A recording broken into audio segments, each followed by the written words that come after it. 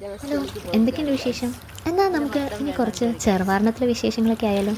എനിക്കറിയാം ചിലരെങ്കിലും എൻ്റെ നാട്ടിലെ വിശേഷങ്ങളൊക്കെ മിസ് ചെയ്യുന്നുണ്ടെന്ന്. ദേ, ഇത് ഞാൻ മെയ് 25 എടുത്ത ഹൗസ് വാമിങ് വീഡിയോ ആണ് കേട്ടോ. അങ്ങനെ പറഞ്ഞാൽ കുറച്ച് ആഡംബരമായിപ്പോൾ. പെരവാസ്തുലി അത് മതി. ഞങ്ങൾ ചെറുവാരണക്കാർ അങ്ങനെ പറയുന്നത്. അപ്പൂജിൻ്റെയും സുഭദ്രാമൻ്റെയും ഉണ്ണിക്കുട്ടൻ്റെയും ശരത ചേച്ചിയുടെയും ചിത്തുച്ചേട്ടൻ്റെയും പിള്ളേരുടെയും ഒക്കെ ആദ്യക്കുട്ടൻ്റെ അനിയക്കുട്ടിയുടെയൊക്കെ പുതിയ വീടാട്ടോ. അവരുടെ ഹൗസ് വാമിങ് സെറമണിയാണ്. അതായത് പെരവാസ്തുലി, ഗ്രഹപ്രവേശനമെന്നോ വീട് കൂടലോ എന്ന് പറയാം. ഒരു ചെറുവാരണത്തിൻ്റെ ഒരു ചെറിയ ഭാഗം മുഴുവൻ ഇവിടെ ഉണ്ട് കേട്ടോ. സത്യം പറഞ്ഞാൽ നമ്മുടെ ഇടയിലൊക്കെ ആർക്കെങ്കിലും പുതിയതായിട്ട് എന്തെങ്കിലുമൊക്കെ കിട്ടുമ്പോൾ നമുക്ക് എല്ലാവർക്കും കിട്ടിയൊരു പ്രതിനിധിയാണ്. അതിൻ്റെ സന്തോഷം ചെറുത് തൊട്ട് വലുത് വരെയായിട്ടുള്ള എല്ലാവരിലും കാണാം. വീട്ടിൽ വേറൊരു ഫംഗ്ഷൻ ഉണ്ടായിരുന്നുകൊണ്ട് അമ്മയ്ക്കൊന്ന് വരാൻ പറ്റിയില്ല. അതുകൊണ്ട് ഞാനാണ് പോയത്. ദേ, ഒരു ഫാമിലി ഫോട്ടോ എടുപ്പിൻ്റെ തയ്യാറെടുപ്പിലാണ് അവരെല്ലാവരും. ഇതൊക്കെ ഞാൻ പോസ്റ്റ് ചെയ്യുമ്പോൾ ഇവരെന്നെ കൊല്ലുമോ എന്നൊന്നും എനിക്കറിയത്തില്ല. എന്തായാലും ഇതും ഇവിടെ ഇരിക്കട്ടെന്നേ. ഞങ്ങളുടെ നാടിനെക്കുറിച്ച് വാതോരാതെ പറയുന്ന ഞാനെപ്പോഴും ആ നാട്ടിലുള്ള ആൾക്കാരെ മിസ് ചെയ്യുന്നത് ശരിയാണോ?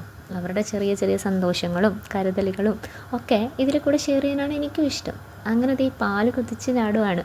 ഒരിക്കലും ക്യാമറയുടെ മുന്നിൽ ചിരിച്ചുകൊണ്ട് വരാത്ത സുഭദ്രാമ്മ ഇന്ന് നല്ല ഹാപ്പിയിലാണ് കേട്ടോ. അല്ലെങ്കിലും പുതിയ തുടക്കം അതെല്ലാവരുടെയും ഒരു സന്തോഷമാണല്ലോ. ഞാൻ പറഞ്ഞില്ലേ, ഈ നാട് മുഴുവനുണ്ടെന്ന് ഇവിടെ. പുറത്തുനിന്ന് അധികം ആൾക്കാരെ ക്ഷണമില്ലാത്ത, എന്നാൽ ചെറുവാരണത്തിൻ്റെ എല്ലാ ആൾക്കാരെയും ക്ഷണിച്ചിട്ടുള്ളൊരു കൊച്ചു ഗൃഹപ്രവേശനം.